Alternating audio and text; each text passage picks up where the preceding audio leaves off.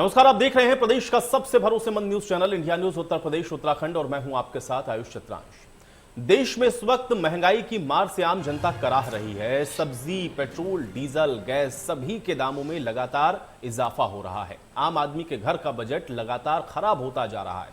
पिछले एक पखवाड़े से दोनों ईंधन में आग लगी है, यानी कि पेट्रोल और डीजल।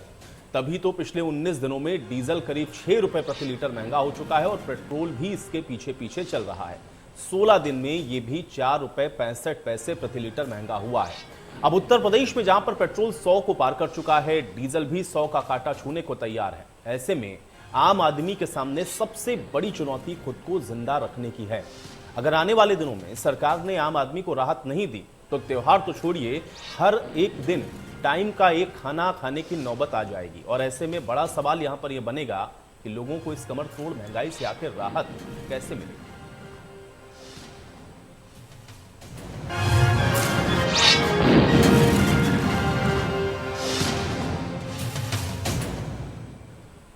तो पेट्रोल, डीजल और तमाम चीजों के बढ़ते दाम, आम आदमी इससे बेहद परेशान है और हर कोई इस बात को समझना और जानना चाह रहा है कि आखिर उसको इस बढ़ती हुई महंगाई से निजात कैसे मिलेगी। चाहे डीजल के दाम हो, चाहे पेट्रोल के दाम हो, चाहे रसोई गैस सिलेंडर के दाम हो, एलपीजी हो, सीएनजी हो, पीएनजी हो, हर चीज के दाम बढ़ रहे हैं और इसका असर रोजमर्रा की जिंदगी पर भी देखने को मिल रहा है।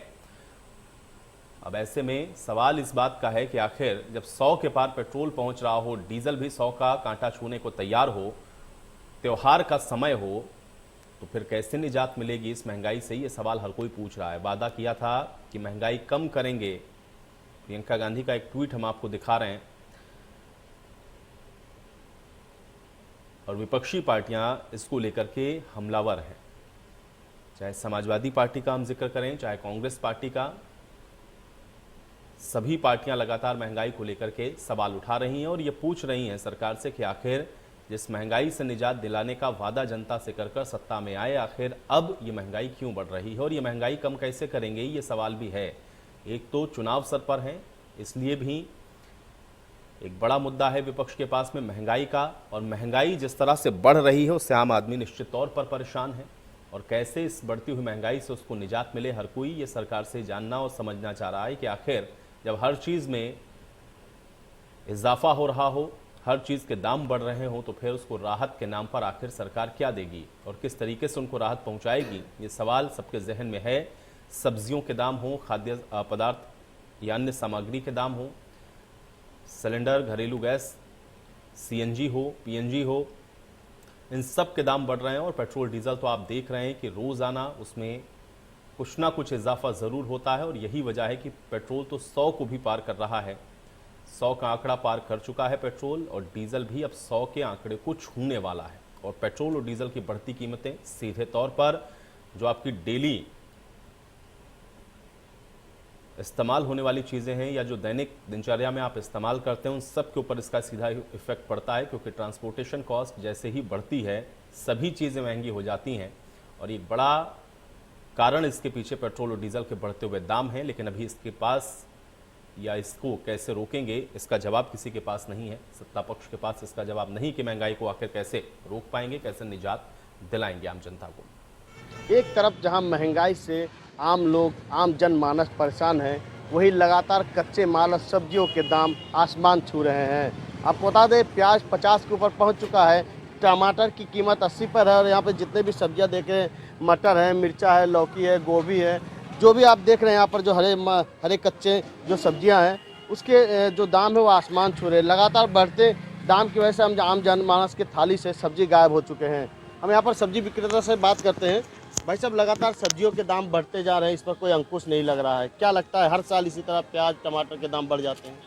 हर साल बढ़ते नहीं है, ये कि इस समय सौदा कम आ रहा है। मेन चीज़ सबसे पहली बात है डीजल पेट्रोल, उसके चलते सारा सौदा महंगा हो रहा है। जितने सौदे बाहर के आ रहे हैं, मेन डीजल पेट्रोल, उसकी महंगाई हो रही है, इधर सौदे में महंगाई हो रही है।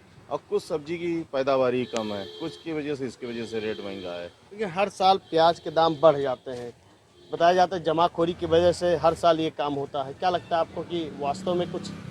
अब इसके बारे में तो हम बता नहीं सकते कि जमाखोरी क्या कर रहे हैं पीछे। हम तो क्योंकि फुटकर खरीदार हैं, मंडी में खरीदते हैं, हम तो मंडी से तुलना लगा सकते हैं कि मंडी के अंदर प्याज इस समय महंगी बहुत ज़्यादा आ रही है। अब पीछे क्या कर रहे हैं लोग, ये नहीं पता पाएंगे। जी बिल्कुल, कहीं ना कहीं आप देख सकते हैं कि जो लगातार पेट्रोल और डीजल के दाम बढ़ रहे हैं, कहीं ना कहीं उसकी वजह से भी सब्जियों के दाम बढ़ रहे हैं। तो कहीं ना कहीं सीजनली सब्जी है उसके भी दाम बढ़ते ही जा रहे हैं। अब देखने वाली बात होगी कि इस पर अंकुश कैसे लगाया जाता है जिससे कि आम लोगों की थाली तक प्याज और हरी सब्जियां पहुंच सके। तो हमारे सहयोगी की रिपोर्ट आपने देखी सब्जी विक्रेता के साथ भी बातचीत करते हुए, और इसके अलावा भी आपने तमाम वो रिएक्शंस भी देखे होंगे, क्योंकि लगातार हम आपको दिखा रहे हैं कि कैसे ये बढ़ती हुई महंगाई आम जनता को परेशान कर रही है। खासतौर से पेट्रोल डीजल के बढ़ते दाम हर चीज़ को इफेक्ट कर रहे हैं। अब आम जनता ये जानना और समझना चाह रही कि आखिर उसको इस बढ़ती हुई महंगाई से निजात कैसे मिलेगी, क्या इसका कोई हल है सरकार के पास। आज इसी पर हम लोग भी चर्चा करते हैं। तमाम मेहमान पहले मेरे साथ जुड़ गए, उनका परिचय आपके साथ मैं करवा देता हूं। सृष्टि कश्यप जी हमारे साथ जुड़ रही हैं, प्रवक्ता कांग्रेस पार्टी की। सृष्टि कश्यप जी, बहुत स्वागत है आपका इस चर्चा में। जैनेंद्र अरकुवंशी जी हमारे साथ जुड़ रहे हैं, प्रवक्ता हैं एसबीएसपी के। जैनेंद्र अरकुवंशी जी, आपका भी स्वागत है। अनिरुद्ध प्रताप सिंह हमारे साथ जुड़ रहे हैं, प्रवक्ता हैं आम आदमी पार्टी के। अनिरुद्ध प्रताप सिंह जी, आपका भी स्वागत। और साक्षी दिवाकर हमारे साथ जुड़ रही हैं, प्रवक्ता हैं भारतीय जनता पार्टी की। साक्षी दिवाकर जी, आपका भी स्वागत है। साक्षी जी, चर्चा की शुरुआत में आपसे ही करना चाहूंगा, जैसा कि जनता ये जानना चाह रही है, क्योंकि लगातार जब भी हम लोग भी रिएक्शंस ले रहे हैं, खासतौर से आम जनता के बीच में जा रहे हैं, तो सबके जहन में ये सवाल है कि ये जो बढ़ती हुई महंगाई है इससे कैसे निजात आप दिलाएंगे, क्योंकि सत्ता के अंदर आप हैं, प्रदेश में भी और केंद्र में भी। निजात दिलाने का कोई प्लान है क्या आपके पास, क्योंकि आम जनता हर तरह से पिस रही है। साक्षी जी, आपका रिएक्शन चाहूंगा मैं इस पर।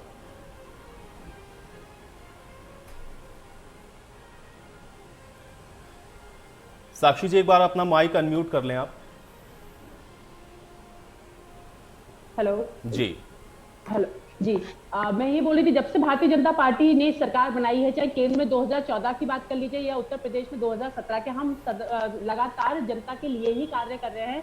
यही कारण है कि जनता का जन समर्थन हमें मिलता आ रहा है। अभी बात जब महंगाई की हम करते हैं, तो पिछले दिनों खाद के पैसों में कमी की गई थी, जिसकी वजह से अभी मीडिया में ही कुछ एक हफ्ते पहले पता चला था, खुदरा महंगाई दर में काफी कमी आई है, जिसका फायदा जनता को पहुंचेगा। इसके अलावा जब बात डीजल और पेट्रोल की हम लोग करते हैं, तो मैं आपके चैनल के माध्यम से ये बताना चाहूंगी कि उसका price Bharatiya Janata party decide नहीं करती, ये इंटरनेशनल मार्केट से भी इन्फ्लुएंस होता है। उसके साथ साथ स्टेट भी इसमें, स्टेट और सेंटर दोनों का ही इसमें हस्तक्षेप होता है। 1/3 हम स्टेट करती है, 1/3 केंद्र करती है। कुछ पिछले जो 70 वर्षों की सरकार, क्योंकि बार बार जब बात पेट्रोल और डीजल की आती है तो कांग्रेस का जिक्र इसलिए आना जरूरी होता है कि लगभग 1,40,000 करोड़ के बॉन्ड वो छोड़ के गए थे। उसके कारण भी जो भुगतान अभी तक सरकार, केंद्रीय सरकार कर रही है, उसके वजह से भी उसके पैसे कम नहीं किए जा रहे। रही बात स्टेट की, जब बात करते हैं तो उत्तर प्रदेश की अगर बात करूं तो कई राज्यों से कम इसलिए है क्योंकि हमने अपना वैट घटाया है। अभी कुछ दिनों पहले जीएसटी की काउंसिल जो हुआ था, उसमें बात आई थी कि इसको क्यों ना जीएसटी के अंदर ला दिया जाए, लेकिन विपक्ष, जहां पे विपक्ष सियासी राज्य है, वो उन सब चीजों से पीछे हट गए। वो जनता को भ्रमित करने के लिए तो जरूर बोलते हैं कि महंगाई है, लेकिन जब उसकी समस्या ढूंढने, उसका समाधान ढूंढने की बात आती है तो वो पीछे हटते नजर आते हैं। तो लगातार, अगर मैं भारतीय जनता पार्टी की बात करूं तो लगातार कार्य कर रहे हैं कि महंगाई से छुटकारा मिल सके जनता को और अधिक से अधिक लाभ पहुंच सके। ठीक है, सृष्टि जी, आपका रिएक्शन चाहूंगा मैं इस पर। जहाँ तक बात है भाजपा सरकार की पेट्रोल प्राइसेस पे चीज़ें रेगुलेट ना करने की, मैं आपको एक बात रिमाइंड कराना चाहूँगी।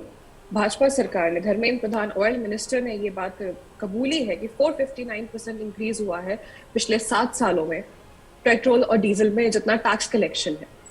ये लोकसभा में उनका रिटन स्टेटमेंट है। Dharmendra Pradhan, the oil minister, has said it कि 459% का टैक्स कलेक्शन इंक्रीज करा गया है पिछले 7 सालों में। तो आखिरकार क्यों, जब ये मान रहे हैं दैट ये 33 रुपीज पर लीटर पेट्रोल ये चार्ज करते हैं, 32 रुपीज पर लीटर डीजल ये चार्ज करते हैं, so why not give the आम आदमी अ रिलीफ? ये अपने चार्जेस कम क्यों नहीं कर रहे आखिरकार? अगर ये ऑयल इंटरनेशनल बॉन्ड से सब कुछ है, तो आप, जनता आपको चुन के लाई थी, अब की बार मोदी सरकार महंगाई पे मार, तो आखिरकार आज देश में इतनी महंगाई आपके आने के बाद से क्यों है? और जहां तक सिर्फ पेट्रोल प्राइसेस की बात है, मैं आपको एक और बात रिमाइंड कराना चाहूंगी। ये वही सरकार है जो कह रही है कि मैं आम आदमी के लिए सोचता हूँ, ठीक है, अभी इनका ये स्टेटमेंट था। मैं आपको रिमाइंड कराना चाहूंगी, पिछले लोकसभा उसमें इन्होंने एसेंशियल कमोडिटी एक्ट के तहत जो बेसिक नीड्स होती है आम आदमी की, oil, pulses, rice, potatoes, onions, ये अपने लिस्ट में से इन लोगों ने रिमूव करा था। और आज ये वही बेसिक चीजें हैं जो आज इस देश में आम इंसान को सबसे महंगी कीमत पे मिल रही है। तो आखिरकार सरकार ने ये फैसला क्यों लिया?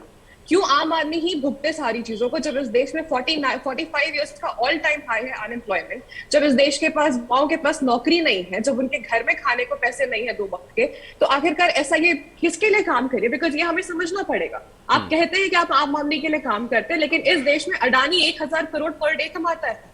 अंबानी के अंदर लीडरशिप में रिलायंस बिजनेस इंडस्ट्रीज ने $200 बिलियन का बेंचमार्क क्रॉस करा है, under his leadership becoming one of the first companies to do that in capitalism।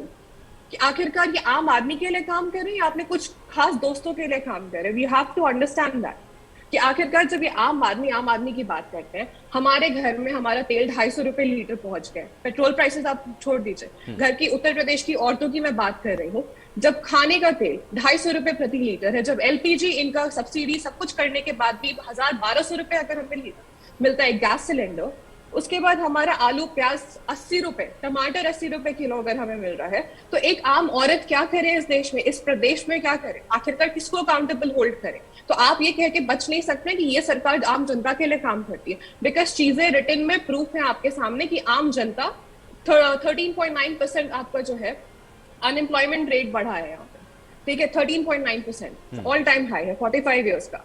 But why are these two people growing day in day out? वो 1000 crore per day कमा रहे हैं, जो हमारे घर में हमारे देश में एक आम डेली वर्कर के पास 179 रुपीज का एवरेज है, वो आज तक बढ़ा नहीं है। तो आखिरकार क्यों? अगर वो 1000 करोड़ पर डे पे जा सकता है, तो एक डेली एवरेज का 172 रुपीज पर डे के हिसाब से भी उसकी इंक्रीमेंट होनी चाहिए ना, जब महंगाई इस तरीके से बढ़ रही है। चलिए, कुल मिलाकर सृष्टि जी, आम आदमी के लिए आप काम कर आप रहे ये हैं। कह रही हैं कि वो कह तो रहे हैं लेकिन करते हुए नजर नहीं आ रहे और वो दिख नहीं रहा। सचिन यादव जी हमारे साथ जुड़ चुके हैं, समाजवादी पार्टी के नेता हैं। सचिन जी, बहुत स्वागत है आपका भी इस चर्चा में। सचिन जी, महंगाई लगातार बढ़ती हुई नजर आ रही है, लेकिन सत्ता पक्ष का ये कहना है कि वो जितना कर सकते हैं उतना वो कर रहे हैं और आगे भी कोशिश जारी है, ये जल्द ही महंगाई से निजात मिलेगी। आपका एक रिएक्शन चाहूंगा मैं इसके ऊपर। जी, महंगाई पर क्या कर सकते हैं वो लोग, भारतीय जनता पार्टी के लोग क्या कर सकते हैं, पूरा देश जानता है ये चीज। इस समय आप खाद की स्थिति देख रहे हैं, कल तो एक जनपद में लाठियां भांजी गई किसानों के ऊपर, और DAP की आप रेट देखिए, आप लगभग 1200 रुपए की DAP की खाद की बोरी मिलेगी, उसके साथ 200 रुपए का आपको एक पैकेट जबरदस्ती थमा दिया जाएगा।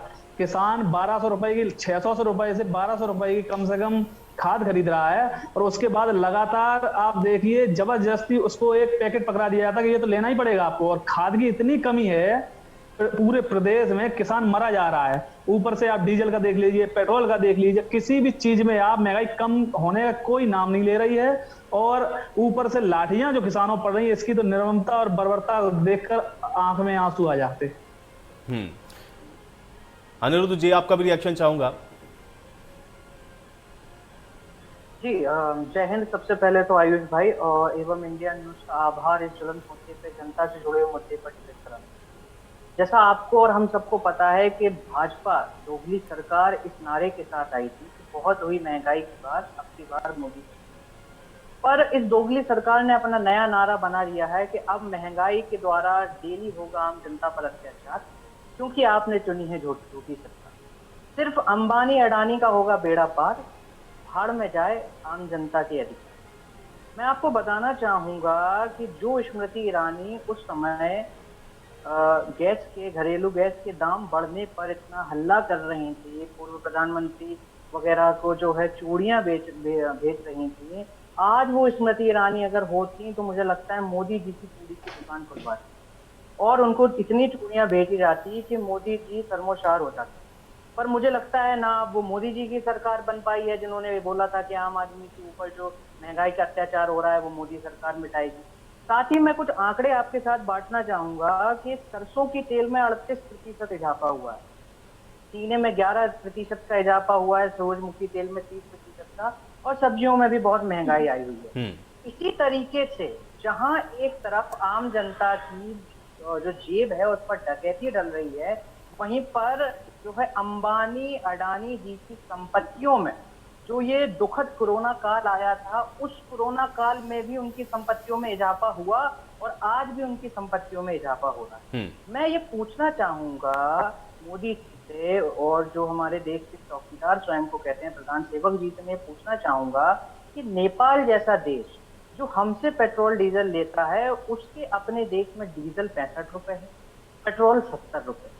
मैं आपको ये बताना चाहूंगा आयुष जी, और आपके दर्शकों को भी ये बताना चाहूंगा कि जिस सरकार की नीयत ही जनता से जुड़ी हुई नहीं है, जिस सरकार ने कॉरपोरेट की दलाली को अपनी प्राथमिकता बना रखी है, उसके लिए जनता और जनता से जुड़े मुद्दे कोई भी और किसी भी प्राथमिकता में नहीं आते। ये सरकारों ने सिर्फ और सिर्फ अपना जेब भरने का काम किया है और बड़े बड़े झोलों पर सड़े हुए चावलें देकर अपनी फोटो लगाने का काम किया है। मौजूदा भाजपा सरकार को ये सोचना चाहिए कि यह वह जनता है जिसने विश्वास दिखाकर उनको अपना कीमती वोट दिया, और इन्होंने जो उनके साथ धोखेबाजी की है उसका जवाब आम आदमी के रूप में, आम आदमी पार्टी के रूप में जनता इनको चुनकर, हमारी सरकार को चुनकर, मुद्दों की राजनीति को चुनकर 2022 में इनको जरूरी है। अर्कवंशी जी, कैसे देख रहे हैं इस बढ़ती हुई महंगाई को? आयुष भाई, बढ़ती हुई महंगाई ये जानबूझ के ला दी गई है जनता के ऊपर, क्योंकि महंगाई सभी ने बताई, अलग अलग चीजें उद्योगपतियों से जोड़ा। मैं बताता हूँ कि कृषि कानून, जो काले कृषि कानून थे 3, उनमें दूसरा पॉइंट ही ये था कि जो स्टॉक लिमिट है, अपर स्टॉक लिमिट, उसको हटाया जाता है। उसका मतलब होता है कि कालाबाजारी नाम का जो शब्द है वो खत्म किया जाता है। कोई कितना भी इकट्ठा कर सकता है, पहली चीज ये। दूसरी चीज ये कि 4 तरह से महंगाई बढ़ती है। एक हो गया फ्यूल, चाहे वो पेट्रोल, डीजल, कोयला, एलपीजी, सीएनजी, पीएनजी, कुछ भी हो, फ्यूल। दूसरा हो गया आपका सब्जी। तीसरा हो गया जो उद्योगों में निर्मित होने वाला सामान, और चौथा हो गया टैक्स। यहाँ पे देखिए, आम आदमी को कहीं भी निजात नहीं मिल रही है, चारों जगहों पे महंगाई बढ़ रही है। और इसमें सबसे जो खाज में कोड़ वाली बात हो गई वो है कि पेट्रोल और डीजल के दाम भी बढ़ रहे हैं, जिसकी वजह से बाकी सारी चीजों के दाम और ज्यादा बढ़ रहे हैं। चाहे वो सब्जी हो, उसके दाम एक्चुअल में जितने बढ़ने चाहिए, अगर कमी भी हो रही है तो उससे ज्यादा ही बढ़ रहे हैं। चाहे वो उत्पादित सामान हो, उस पर भी ज्यादा बढ़ रहे हैं। अब मैं आता हूं कि जो हमारी भाजपा प्रवक्ता जी बोल रही थी, खुदरा महंगाई दर कम हो रही है। तो बहन जी को शायद नहीं पता है कि महंगाई दर और महंगाई कम होने में अंतर है। दर यानी कि बढ़ने की दर, यानी कि हर महीने जो महंगाई बढ़ रही है उसकी दर कम हुई है, महंगाई कम नहीं होगी आगे भी। दूसरी चीज इन्होंने बताया, खाद के दाम पे इन्होंने सब्सिडी दी। मैं इनको बता दूं कि यूरिया पे 2020 में 47,805 करोड़ रुपए की टोटल सब्सिडी दी गई, जबकि एक्चुअल रिक्वायरमेंट उस साल 94,957 करोड़ की थी। 2021 में 58,000 करोड़ की सब्सिडी दी गई, उस साल 97,000 करोड़ की एक्चुअल रिक्वायरमेंट थी।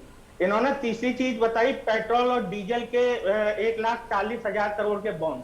तो शायद इनको पता ही नहीं है कि पिछले साल 4.5 लाख करोड़ सरकार ने टैक्स से कमाए थे, उससे पिछली साल 3.5 लाख करोड़ टैक्स से कमाए थे, पेट्रोल डीजल पर टैक्स लगा के। 2014 तक ये 9 रुपए टैक्स पेट्रोल पे लगता था, वो आज की डेट में 33 रुपए के लगभग लगता है। दूसरी चीज कि हर जो बॉन्ड होता है वो ऐसा नहीं होता कि हर साल 1,40,000 करोड़ देना है। वो बॉन्ड पे पिछले 3-4 साल से लगभग 10,000 करोड़ से कुछ कम पैसा दिया जा रहा है, यानी कि 4.5 लाख करोड़ या 3.5 लाख करोड़ अगर वो एक साल का ही 20% या 40% दे देंगे जो इन्होंने कमाया है पेट्रोल पे टैक्स लगा के, तो वो शायद एक ही बार में, एक ही साल में खत्म हो जाए। लेकिन बॉन्ड ऐसा होता है कि हर साल कुछ ना कुछ पे करना होता है और 2026 में जाके ये पूरा होगा। यहाँ पे मैं कुछ और चीजें भी जोड़ना चाहूंगा, जिसमें से सबसे ज्यादा जो बताने वाली चीज है कि सरकार ने इसी महंगाई को खत्म करने के लिए 20 लाख करोड़ का पैकेज जारी किया था।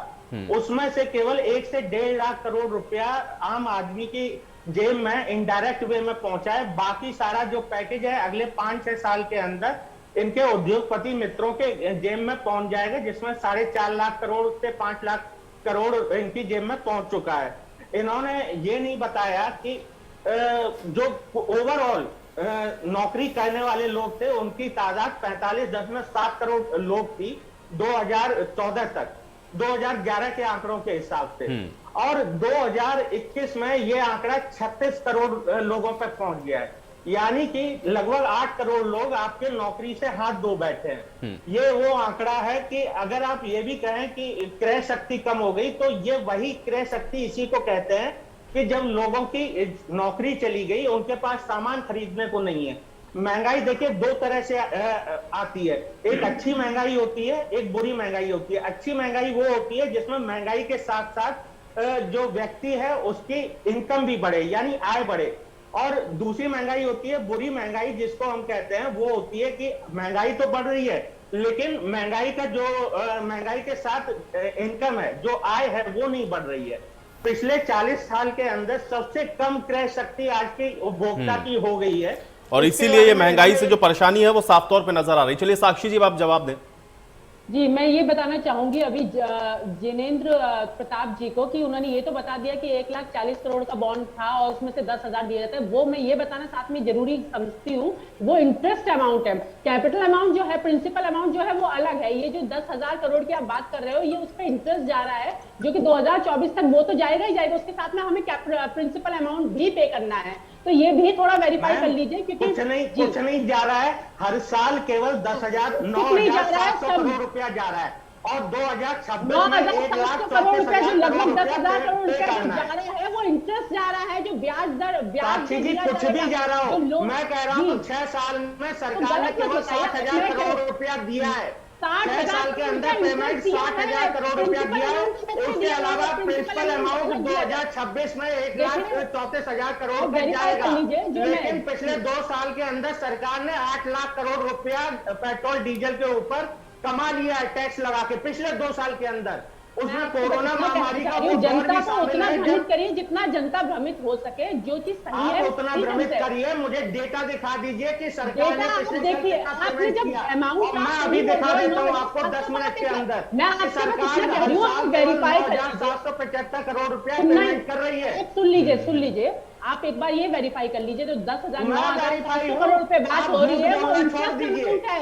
आप झूठ बोलना छोड़ दीजिए, जनता को बरगलाना छोड़ दीजिए। वो इंटरेस्ट अमाउंट दे रही है, उसके अलावा प्रिंसिपल अमाउंट अलग से दे रही है सरकार। प्रिंसिपल अमाउंट कितना दे रही है मुझे बताइए। प्रिंसिपल अमाउंट कोई नहीं जा रहा है। बॉन्ड की बात ये होती है कि इतने समय तक इतना पैसा जाएगा और इस साल पूरा पेमेंट एक बार में होगा। आप वेरीफाई कर लीजिए। देखिए, आप बॉन्ड के बारे में नहीं पता है तो आप प्रवक्ता बन के बारे में अच्छे से पता है, आप भी वेरीफाई कर लीजिए। इसलिए बोल रहे जो आप एग्जैक्ट अमाउंट बता रहे हैं, तो एक बार वेरीफाई कर लीजिए। मैं आपको बता देता हूँ, बॉन्ड ये होता है मुझे मत बताइए, मैं पढ़ चुकी हूँ, सुनिए, आप भी कर लीजिए वेरीफाई। तो आप जनता को बेवकूफ बनाएंगी, यानी कि झूठ बोल के, अगर आपको पता है तो। अभी आप बोल रहे हैं। चलिए ठीक है जैनेन्द्र जी, आप उनको बाद में करेक्ट कर दीजिएगा। बस साक्षी जी की बात कंप्लीट होने दें। साक्षी जी, वो आरोप ये लगा रहे हैं कि लगातार कोई कार्य नहीं हो रहा, तो मैं ये बताना चाहूंगी जो बुनियादी सुविधाएं भी थी जो देश के पास नहीं थी, भारतीय जनता पार्टी बुनियादी सुविधाएं, कौन सी सुविधाएं ऐसी थी जो देश के पास आज तक नहीं?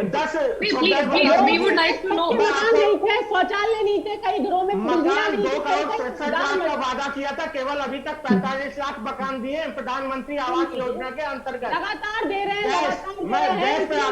नहीं था गैस कनेक्शन नहीं था 70 साल बाद, तो लगातार कनेक्शन नहीं था। आपने गैस बात दी, लेकिन लोगों के पास रिफिल करवाने को पैसा नहीं है। और ये आप एक बार हमारा आम इंसान की सब्सिडी काट के आप रिफिल करवाई है।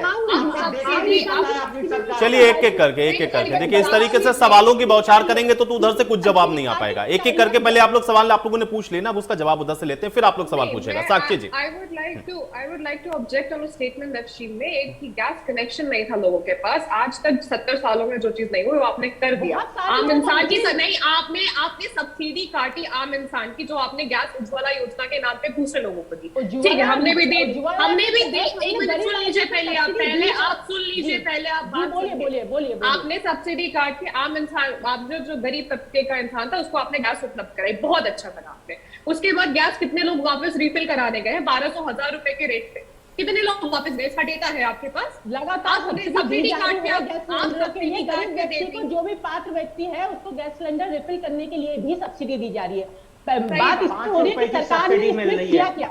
₹5 की सब्सिडी मिल रही है। एक बार भैया देते हैं ना, 2 साल से क्वारंटाइन उज्ज्वला योजना के अंतर्गत मिलने वाली सब्सिडी का दाम है प्रति व्यक्ति ₹5। आप सरकार पहले जाके देखिए जनता के बीच आयुष भाई, आप कुछ इंटरप्ट क्यों नहीं करते हैं? इतना झूठ फैला रही है ये। नहीं, ये ऐसा पब्लिक प्लेटफॉर्म पे आपकी न्यूज़ कभी भी जाके रिटर्न नहीं करवाई है उज्ज्वला योजना के तहत पाने वाले सिलेंडर। आप जनता की बात मत करिए। लोगों ने केवल एक बार रिफिल करवाई है। महिलाओं को सुरक्षा मिल रही है। आप कौन सी सुरक्षा मिल रही है? कौन सी सुरक्षा मिल रही है महिलाओं को, जब उत्तर प्रदेश में हर 16 मिनट पे रेप होता है? कौन सी सुरक्षा दे रही है महिलाओं को? हर 16 मिनट पे रेप होता है उत्तर प्रदेश। लगातार देखिए पुलिस अपना कानून। चलिए साक्षी जी देखिए, साक्षी जी देखिए, इतनी टेक्निकल बातों में हम लोगों को नहीं उलझना है। मुझे ये बताइए, क्योंकि आम जनता के तौर पर मैं आपसे सवाल पूछ रहा हूं कि आपके पास कारण कुछ भी हो, सत्ता में आपको इसलिए चुन करके बैठाया जनता ने क्योंकि वो ये चाह रही थी या उनका भरोसा ये था कि आप उसको महंगाई से निजात दिलाएंगे। जो चीजें 2014 में जिस रेट पर थी, अगर उसे 2 गुने 3 गुने रेट पर होने लगे तो आप कारण कुछ भी गिनाइए, जनता तो ये कहेगी ना भाई हमें तो उसका रिलीफ दीजिए। कहीं पर भी रिलीफ नजर नहीं आ रहा है। कैसे आप कह रही हैं कि आप आम जनता के लिए काम कर रहे हैं? हर चीज तो महंगी है साक्षी जी।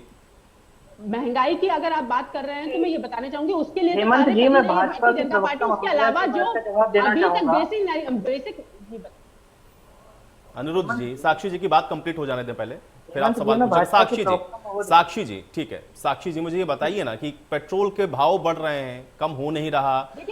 हर चीज में हम लोग देख रहे हैं, किसी भी चीज, मतलब आप कोई भी सामान का आप यहाँ पर जिक्र कर ले, हर चीज महंगी हुई है। उस रेशियो में लोगों की तनख्वाहें नहीं बढ़ी है, उस रेशियो में लोगों की आमदनी नहीं बढ़ी है। कैसे आप कह रहे हैं कि आप रिलीफ दे रही हैं? साक्षी जी देखिए, अगर मैं उत्तर प्रदेश की बात करती हूँ तो लगातार आज तक अभी तक किसी भी सरकार के अंतर्गत कोई इतना रोजगार नहीं दिया गया जितना भारतीय जनता पार्टी द्वारा 2017 के बाद में यहाँ उत्तर प्रदेश में दिया गया। यही आंकड़ा अगर मैं सपा के समय से जोड़ती हूँ तो 2,05,000 नौकरी, सरकारी नौकरी दी गई थी। यहाँ पे 4.5 लाख सरकारी नौकरी दी गई है। उसके अलावा 3 लाख से ज्यादा संविधा पे नौकरी दी गई। तो बेरोजगारी जो स्तर था हमारे उत्तर प्रदेश में वो बहुत कम किया है। इसके अलावा एमएसएमई के माध्यम से लगभग 86 लाख लोगों को लोन दिया गया है, तो उससे भी रोजगार मिला है। तो लगातार सरकार कार्य कर रही है, जनता के लिए कर रही है। और अगर हमारे जो विपक्षी प्रवक्ता भाई यहाँ बैठे हैं, अगर क्वारंटाइन इन लोगों का खत्म हो गया हो, ये लोग जनता के बीच में जाएंगे तो इन्हें दिखेगा कि कितने कार्यकाल। पहली बात बता दें, विपक्षी था, कांग्रेस पार्टी विपक्ष में थी, जो जनता में समाज की सरकार जो हमारे कोविड के कार्यकाल में हमारे जितने भी लोग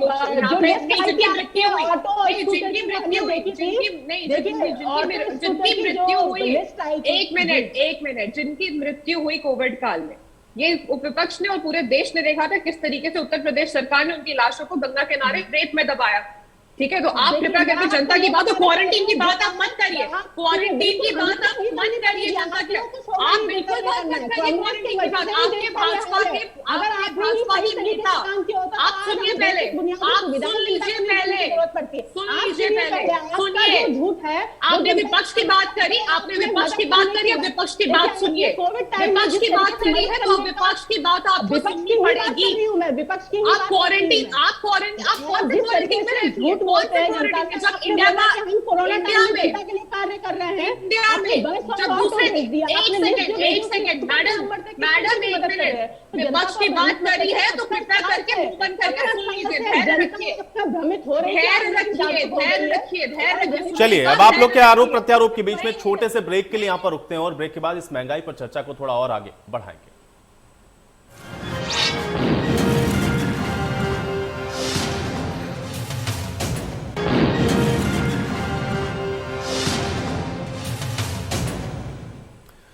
तो ब्रेक के बाद आप सभी का स्वागत है। आज बड़ी बहस में चर्चा बढ़ती हुई महंगाई की, डीजल पेट्रोल के बढ़ते दाम आम आदमी को परेशान कर रहे हैं, क्योंकि पेट्रोल तो 100 के पार हो चुका है, डीजल भी सैकड़े को पार करने वाला है। हर चीज में आप देख रहे हैं कि इजाफा हो रहा है। सब्जियों के दाम, खाद्य तेल के दाम, सीएनजी, पीएनजी, एलपीजी, घरेलू गैस सिलेंडर सब बढ़ता हुआ नजर आ रहा है।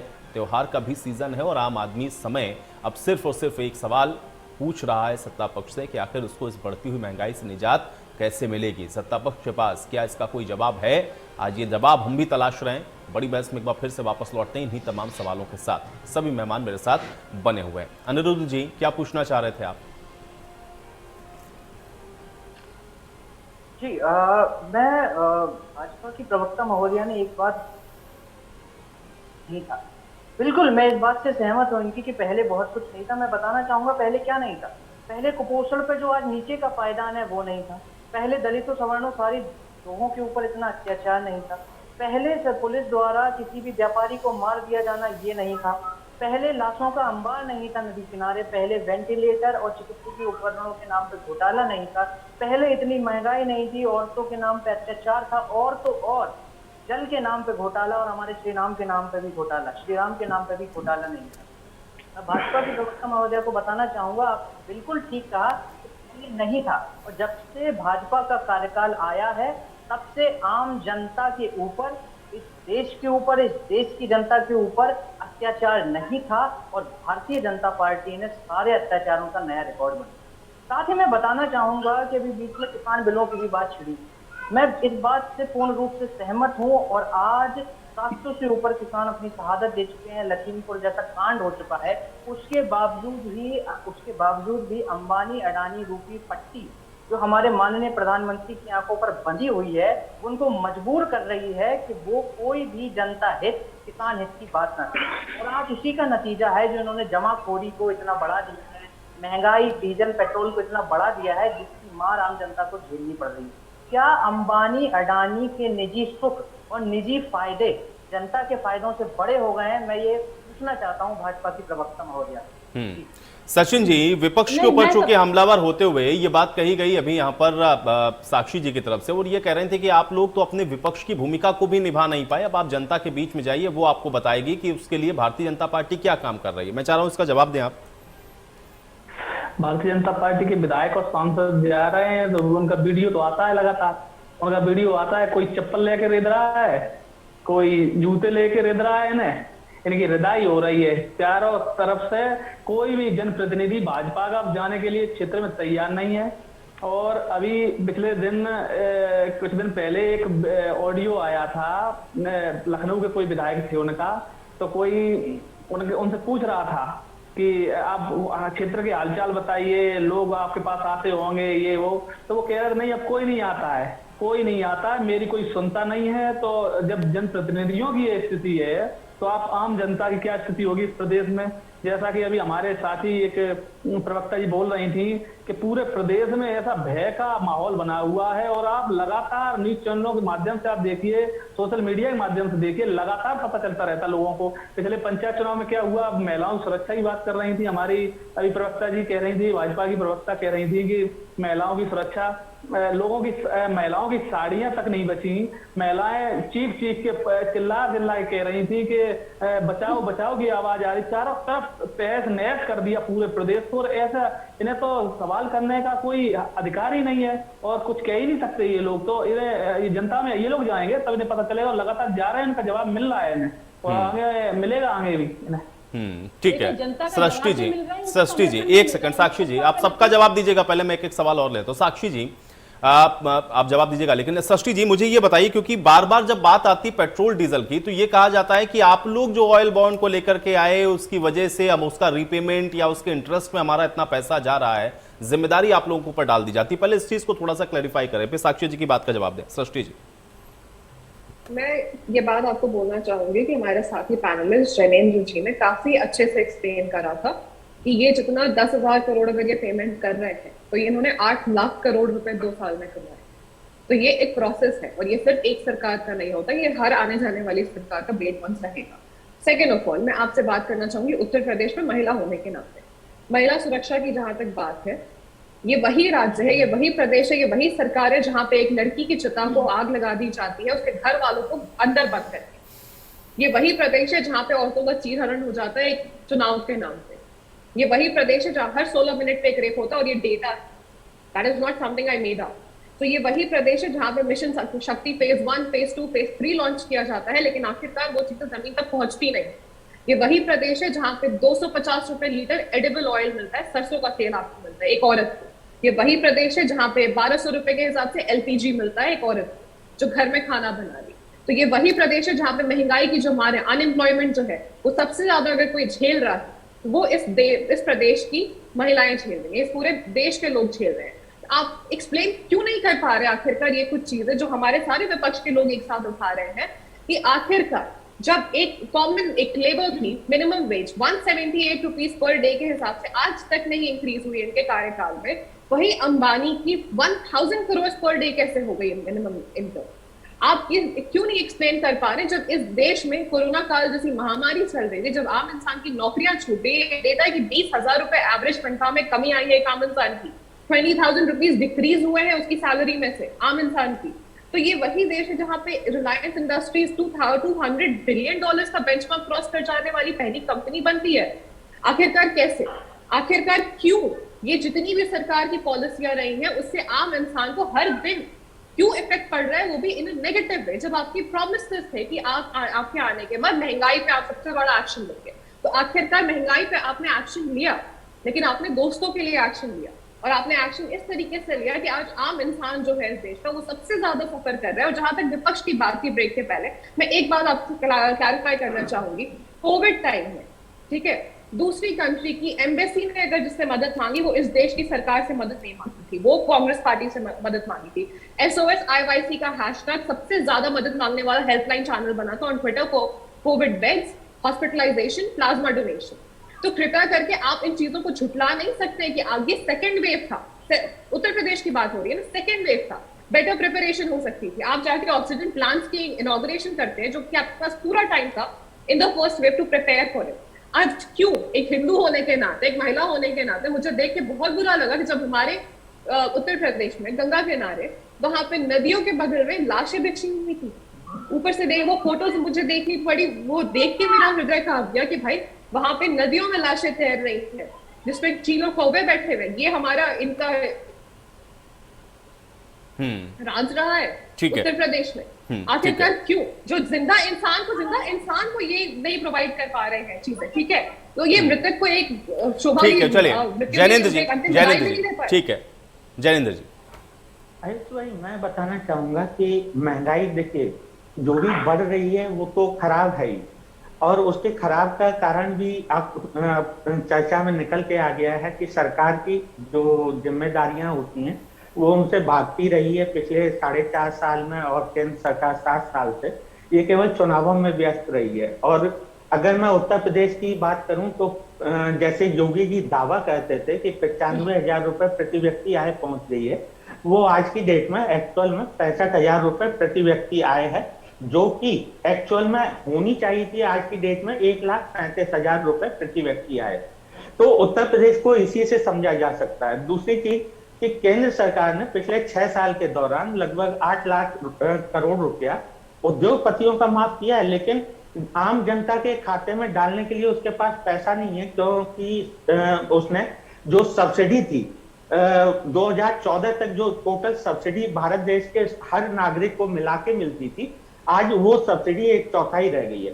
जबकि यही कोरोना काल के दौरान में अगर आप अमेरिका का मॉडल उठा के देखोगे, $1.9 ट्रिलियन उसने आम जनता के लिए अभी मार्च में पास करवा लिया है कांग्रेस से, और वो जनता के खाते में सीधा जाएगा। ऐसा नहीं जैसे हमारे प्रधानमंत्री ने कहा कि 20 लाख करोड़ की योजना, मतलब मैं आपको सौगात दे रहा हूं, तो उसमें से पता चल रहा है कि 18 लाख करोड़ तो उद्योगपतियों के खाते में चला गया, 1-1.5 लाख करोड़ रुपया जो है वो अलग अलग मदों में इनडायरेक्ट वे में आम जनता के पास में। वो $1.9 जो ट्रिलियन है वो $1,500 पर व्यक्ति के खाते में जाएगा, प्लस इंसेंटिव के रूप में उनके खाते में अलग अलग जो जैसी नौकरी कर रहा था उस हिसाब से जाएगा, और जाने भी लगा होगा। शायद मैंने खबर को इतना ज्यादा डिटेल में दोबारा से चेक नहीं किया था। तो ये तरीका होता है। जहां तक बात अभी हमारी साक्षी दीदी ने बोली, जो भाजपा प्रवक्ता हैं, कि इन्होंने नौकरियां दी, मैं बताता हूं इन्होंने नौकरियां नहीं दी। जो ये बात कर रही थी 2.75 लाख ये आउटसोर्सिंग के पद थे, और उनको नौकरी से निकाल के संविदा पे भर्ती किया गया, यानी कि केवल यहां से वहां किया गया है। वो ना तो मतलब नई नौकरी उनकी पैदा हुई है, वो केवल हेर फेर किया गया है। दूसरी चीज 3.5 लाख जो भर्ती थी इन्होंने जो बताई थी कि इतनी भर्ती, मैं बता देता हूं एग्जैक्ट, 1.37 लाख शिक्षक जो सुप्रीम कोर्ट के आदेश से निकाले गए थे, वो भर्तियां ये जोड़ लेते हैं, जबकि उन्हीं भर्तियों को सुप्रीम कोर्ट के आदेश से, मुझे ये भी बता दीजिए उन्होंने सुप्रीम कोर्ट का ऑर्डर था कि इसमें डिले नहीं किया जाए, जल्द से जल्द किया जाए, ये ऑर्डर था। सरकारी नौकरी सुप्रीम हमारे कोर्ट के, कार्यकाल में निकली और आपको पूरी हमारे कहानी नहीं कार्यकाल पता। में सुप्रीम कोर्ट के ऑर्डर से पूरी पहले डिटेल में पता है। 1,37,000 शिक्षकों को निकाला गया था, बर्खास्त किया गया था, उसके बाद वही पद दोबारा से भरे गए थे। मैं आपको बता देता हूं, उत्तर प्रदेश में टोटल नौकरियां 21 लाख हैं, जिनमें से 5 लाख पद आज की डेट में भी खाली हैं। मैं इसके अलावा आपको बताता हूं कि 3.44 लाख जो पद टीचरों के भरे जाने थे वो अभी भी बाकी है। तो आप ये जान लीजिए कि कोई नई नौकरी नहीं दी है। और ऐसी नौकरी का दावा करते हुए एक ट्वीट किया था मुख्यमंत्री जी ने, उसको विदिन कुछ घंटों के अंदर वापस लेना पड़ा था, क्योंकि नौकरी तो दी नहीं है। तो आप किस मुंह से कह रहे हैं कि हमने नौकरी? चलिए ठीक है, आप साक्षी जी से जवाब लेते हैं। ठीक है, आप लोगों की बात का जवाब देंगे। बस एक पॉइंट और, मैं एक पॉइंट और बताता हूं कि जिन लोगों की नौकरी देने का वादा कर रहे हैं, मैं बताता हूं, वो लोग शहरों में 20 से 22 हजार रुपए कमा रहे थे और आज की डेट में वो शहरों से पलायन करके वापस अपने उत्तर प्रदेश में आए हैं। तो उनको मनरेगा में जोड़ दिया गया, जहां उनकी इनकम 6,000 रुपया है। तो आप बताइए, ये क्रय शक्ति एक तिहाई रह गई कि नहीं रह गई डायरेक्ट वे में? और ये उनको कहते हैं कि मनरेगा में जिनको जोड़ दिया है उनको कहते हैं ये हमने रोजगार दिया।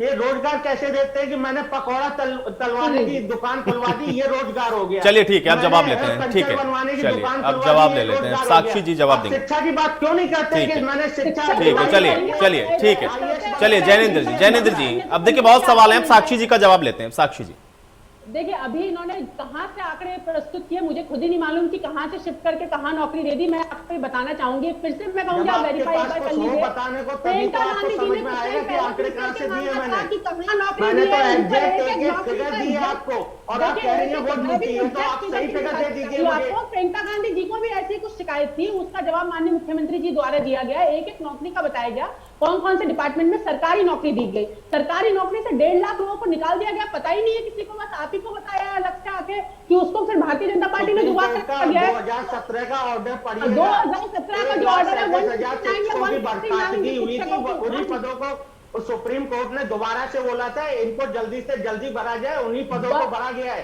नई नौकरी कोई सृजित नहीं हुई है। आप नई नौकरी और रिटायर होने वाली भरी जाने वाली नौकरी में अंतर समझिए। रिटायर होने वाले पे भी हम लोग नहीं, अगर जो कोई रिटायर हुआ है उसकी जगह किसी को रखें तो वो भी नहीं रख सकते, उसको भी काउंट नहीं करेंगे। वो नई नौकरी में काउंट नहीं। देखिए मैं आपको ये बता रही हूँ, जो 1.5 लाख वो नई नौकरी में काउंट नहीं होता। नई नौकरी सृजन का वादा किया था, दी गई थी। सुनिए आप, उसके अलावा एमएसएमई के माध्यम से जो लोन दिया गया वो अलग। अभी आप जो बात कर रहे थे इमिग्रेंट्स वर्कर्स की जो आए थे जिन्हें मनरेगा के तहत हमने नौकरी दी, इसकी अभी आप सुप्रीम कोर्ट का जिक्र कर रहे थे, तो मैं आपको बताऊंगी एक वो जजमेंट वो भी पढ़ लीजिए जिसमें सुप्रीम कोर्ट ने उस तारीख की है 38 लाख वर्कर्स आए थे बाहर से, उनकी ना सिर्फ स्किल मैनेजमेंट किया गया और उनको नौकरी दी गई ताकि पलायन की समस्या मैंने वही तो बोला कि मनरेगा में दी गई है। वो 20,000 22,000 कमा रहे थे और 6,000 पर लगे हुए आज की डेट में। भुखमरी से नहीं मरे, जब वहां से आए यहाँ पे उन्हें स्किल मैनेजमेंट के तहत में उनको कहीं पे सेट किया गया, बात उसकी हो रही है। मैडम आपका स्किल मैनेजमेंट प्रोग्राम ही धराशायी हो गया। आप कौन से स्किल मैनेजमेंट की बात कर रही है? देखिए मुझे बताइए क्या सिखाया जाता है स्किल मैनेजमेंट में? देख लीजिए कि उसके तहत पंचर लगाना सिखाया जाता है वहां पर। अब ये कहा कि ये तो वही हुआ ना, साइकिल की बात कर रहे हैं आप फिर से। ये काम हो गया 2017 से पहले होता था कि साइकिल चलाओ, साइकिल की मुझे बताइए स्किल मैनेजमेंट में क्या सिखाया जाता है? सम्मान पूर्वक मिलती है और सम्मान के साथ बिना भ्रष्टाचार की मिलती है, सबसे बड़ी बात। अब यहाँ पे पहले जैसा कार्यकाल नहीं है कि 2017 से पहले एग्जाम। मैडम कम से कम चलिए ठीक है साक्षी जी, आप लोग इसी बात के साथ चर्चा में यही समाप्त करूंगा। बहुत शुक्रिया आप लोगों ने समय निकाला, चर्चा का हिस्सा बने। हालांकि देखना यही होगा कि इस महंगाई से निजात आम जनता को सरकार कैसे दिलाती है, क्योंकि इसका जवाब तो इस चर्चा में अभी नहीं मिल पाया है। आज बड़ी बहस में मेरे साथ फिलहाल इतना है।